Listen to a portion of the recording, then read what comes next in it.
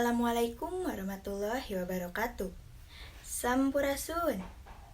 Wilujeng enjing pamirsa sadaya, patepang deui sareng simkuring Indah Dwi Melinda dina acara Warta Sunda. Nyuguhkeun informasi Ki Sunda keur balarea. Salami 5 menit kapayun, simkuring baris nyarengan pamirsa sadaya dina informasi kasabudeureun Jawa Barat. Edisi Sabtu, Ping 20 Februari tahun 2020 hiji.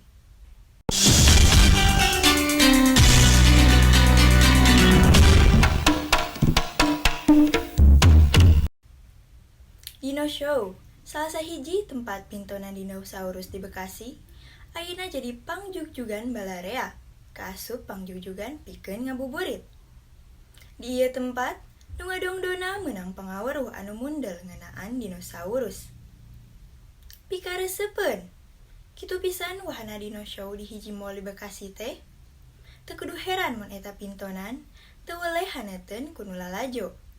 Utamana barudak bari diaping ku kolot-kolotna. Pintonan Dino Show teh nyaeta pintonan ngeunaan dinosaurus, sato purba nu geus musnah ti alam dunya. Pintonanana daria pisan. Sajabah ti lantaran wangun dinosaurus nameh sarimbag jeung aslina, oge lantaran dirojong ku sound effect nu matak hookeun. Seli jeung Risma, warga Bekasi ngaku lalajo dinosaurus teh meuni resep kacida.